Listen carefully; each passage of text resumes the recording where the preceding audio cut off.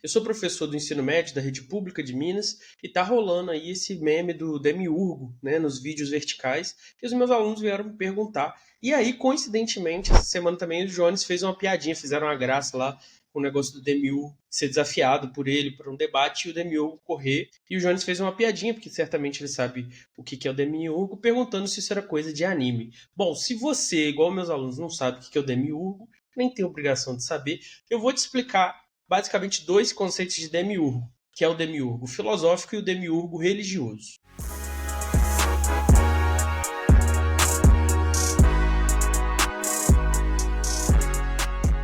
A palavra demiurgo vem do grego e significa trabalhador público, ou como eu acho que é melhor de entender, artesão, já que hoje em dia trabalhador público inclui eu que sou professor, e o demiurgo não é professor. Lá na Grécia Antiga, antes de Platão, era um termo usado para designar qualquer pessoa que pusesse seu trabalho a serviço da comunidade. Então, um construtor, um ferreiro, um marceneiro, ou seja, um artesão. Com o tempo, esse sentido mudou muito por causa do Platão, que a gente vai entender melhor depois, e passou a designar a ideia de um grande artífice do universo, aquele ser responsável por criar o universo. Mas criar, lá no contexto da mitologia e da filosofia antiga, não era criar do nada. Criar do nada ou criar ex nihilo não é algo que o demiurgo faz. O demiurgo não fez a matéria surgir, ele moldou a matéria. Então ele pegou a matéria que existia caoticamente e a organizou, deu harmonia a ela, esse mundo maravilhoso aí, cheio de sensações, cheio de leis, cheio de regras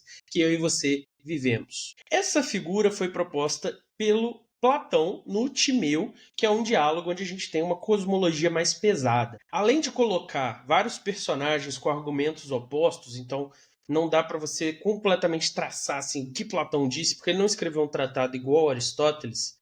Além dos diálogos, você tem uma série de mitos, como por exemplo o mito de no final da República, que são histórias narrativas que falam de coisas como a vida após a morte, um anel de invisibilidade, no caso do anel de Giges. E aí fica a questão, Platão acreditava nisso? Qual é a função desse mito? É para defender, é para bater? É um experimento mental, como a gente faz mais hoje contemporaneamente? São questões aí de quem estuda Platão. O ponto é que no Timeu é proposto esse mito do demiurgo. Então você tem o demiurgo, ele não é um ser onipotente, mas ele é bem intencionado e ele vê toda essa matéria caótica e ele não gosta disso. Então tem uma outra coisa aí nesse cenário que são as formas eternas, as ideias perfeitas e imutáveis. E elas são ótimas de contemplar, é maravilhoso contemplar para elas. E o demiurgo decide então pegar essa matéria desorganizada, caótica, imperfeita e a organizar a imagem e semelhança dessas formas eternas. Então a intenção dele é criar o melhor possível dado o material que ele tem para trabalhar. Então ele tem o modelo perfeito mais o material imperfeito. Então um artesão talentoso ele consegue pegar qualquer material e fazer coisas prodigiosas, mas quanto melhor a qualidade do material, mais longe esse artesão consegue ir. E mesmo o melhor dos artesãos não consegue superar qualquer falha inerente da matéria bruta dele que for ruim. A função desse mito certamente não é de dizer que existe o demiurgo e que foi exatamente assim que o mundo foi criado. Pode ser até que tenha quem acredite nisso, ou talvez o próprio Platão tenha acreditado, não sei. O ponto é, mais importante do que ser um factual, o mito tenta mostrar que toda a ordem e beleza da realidade que nós vemos não surgiu por acaso. O cosmos, que é o universo organizado, ele é como se fosse um ser vivo e foi feito pelo demiurgo à imagem dessas formas eternas. Então não foi feito por acaso e não foi feito em si mesmo, inspirado em outra coisa. Tendo sido feito assim pelo demiurgo, ele tem uma essência, uma alma do mundo aí que garante que essa ordenação continue, que essa ordenação se replique nas coisas aí que vão se transformando e vão evoluindo. O próprio Platão vai chamar essa história aí de eikos mitos, que é o mito verossímil. Então não é uma verdade literal, mas é uma boa ideia aí para a gente refletir sobre o que nós sabemos sobre o nosso universo, sobre nós, coisa que a gente não pode conhecer exatamente, né? Então, apesar de não ter sido criado no caos e ser inspirado nas formas perfeitas, e ter essa alma aí que permite que a racionalidade, essa organização se repita, a matéria ali foi imperfeita. Então, como a gente falou antes, o demiurgo não é onipotente, ele não conseguiu superar essa imperfeição da matéria. E isso criou um mundo que tem imperfeições. certo? Desequilíbrios ainda existem na realidade. E é aí que estão os problemas que nós vivemos e vemos por aí.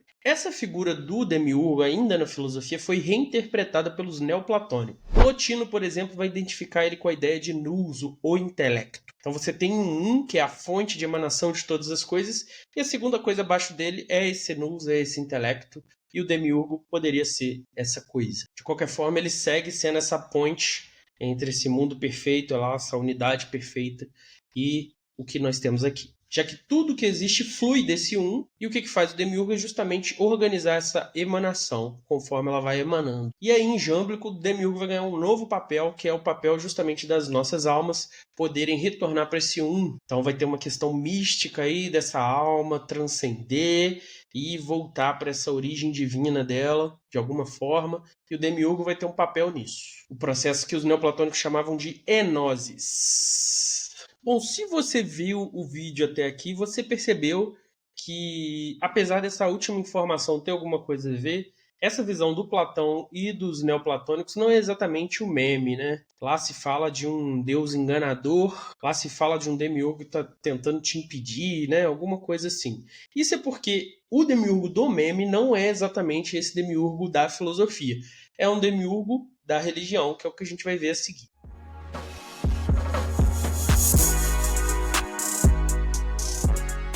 O demiurgo do meme, em vez de ser um artífice do universo, ele é representado como uma serpente com cabeça de leão, e ele também deixa de ser considerado um construtor benevolente do universo que tenta fazer o melhor com uma matéria imprópria e se torna aí uma espécie de sacana. E no limite, se ele não é ruim, ele é burro, é ignorante do próprio papel dele na realidade. E isso se dá com os gnósticos. Os gnósticos são uma religião que é vista como uma heresia pelo cristianismo tradicional. E na visão dos gnósticos, o mundo material, o mundo que eu e você estamos, não é algo bom. Esse mundo aqui é uma prisão, simplesmente, da centelha divina que existe dentro de nós, e o carcereiro dessa prisão é o demiurgo. E vai ter gente que vai ter uma leitura de Platão assim. O professor Fábio, que é nosso professor, por exemplo, parece que tem uma visão mais positiva da sensibilidade. Então, não sei se Platão é tão assim, mas os gnósticos são bem mais essa visão aí de que o mundo material é ruim, é podre,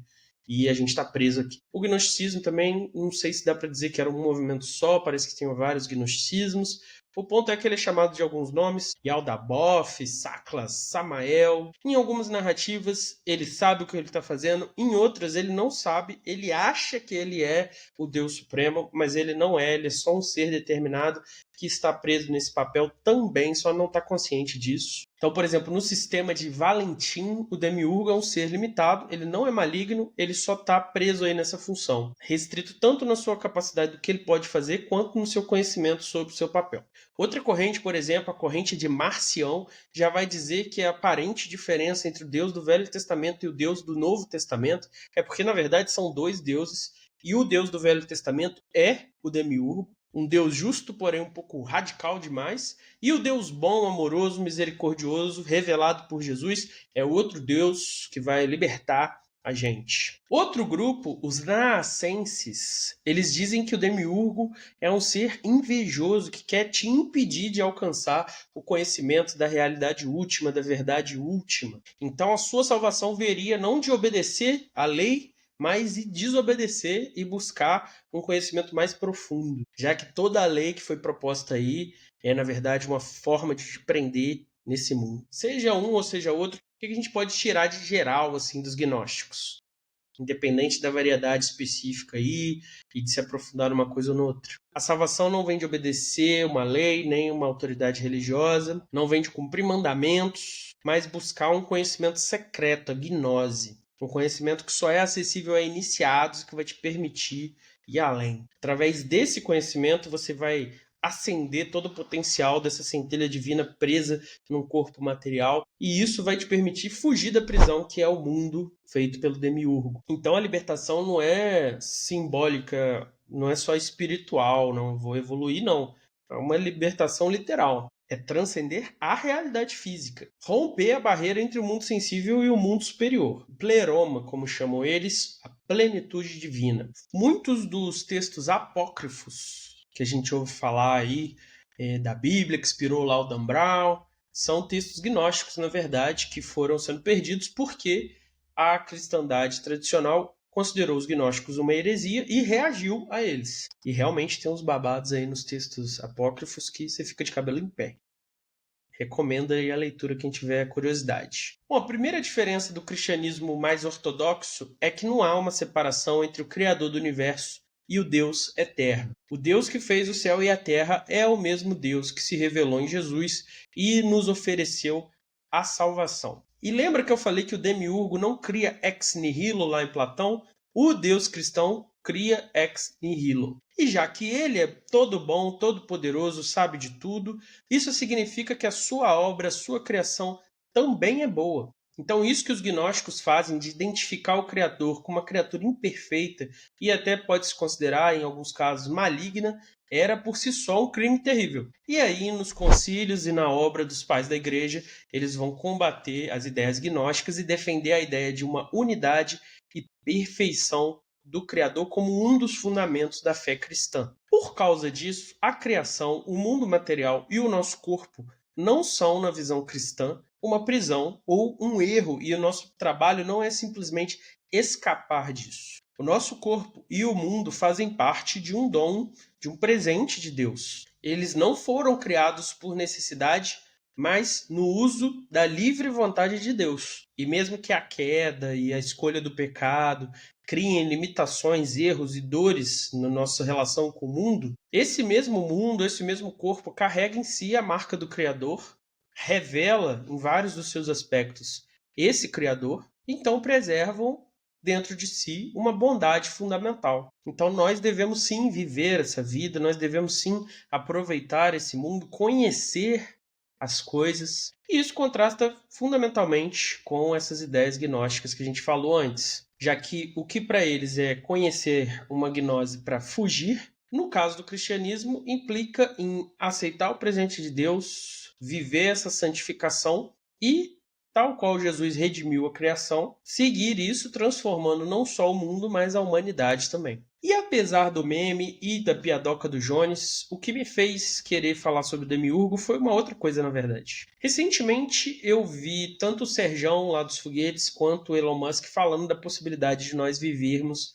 numa simulação, que é uma questão filosófica que foi proposta recentemente. Nick Bostrom propôs o seguinte: se um dia existir uma civilização com um poder computacional tão grande, que ela pudesse simular universos inteiros com consciência dentro dele, isso talvez implique que nós sejamos uma simulação. Bom, antes de tudo, a gente pode perceber que isso é uma ideia de demiurgo, né? Essa simulação e essas supostas civilizações super avançadas, elas substituem aí o papel do demiurgo como um criador imperfeito de uma realidade imperfeita, responsável por criar as regras e os limites que regem isso daqui.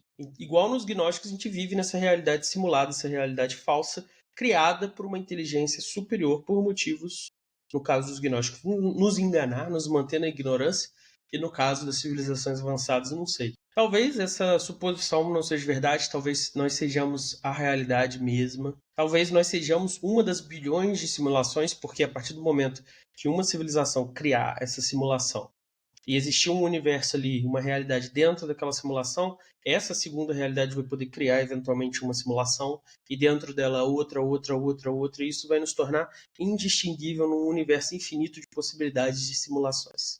E aí a gente cai no mesmo problema. Se for uma simulação, faz sentido aproveitar a realidade? Faz sentido a gente degustar o frango igual o Cypher no filme Matrix lá e ficar, delícia isso aqui? Ou a gente tomar consciência dessa simulação, na verdade, significaria que a gente deveria negar essa realidade? Não sei. Acho que é um raciocínio complicado, né? Quem normalmente acha interessante essa ideia são pessoas que não aceitam a ideia da causa primeira, né? Do Deus dos filósofos criando o universo, mas aí aceitam a ideia de que o universo foi feito por design, mas não por um ser perfeito, mas por uma civilização avançada. E a gente cai num ciclo, né? E essa civilização primeira que criou a simulação, ela criou baseada num universo que tem leis e regras, e de onde vieram essas leis, essas regras e esses limites daquele universo. Mas também, se eu aceito isso, eu não consigo saber como é a realidade primeira, Não sei se é uma boa ideia, acho que eu prefiro o Demiurgo. De um jeito ou de outro, desconfie do criador, desconfie do Demiurgo, desconfie da simulação, questione, duvide, faça perguntas. Como isso é possível? Como é que eu sei isso? Como é que você sabe isso? Qual evidência você tem para isso? Se todo mundo adotar um pouquinho de desconfiança, tenho certeza que o Demiurgo vai ter um trabalho muito maior para nos enganar, não só o Demiurgo, como os nossos colegas de simulação. Se você gostou, deixa seu like, seu comentário e compartilha com quem também gosta desses assuntos.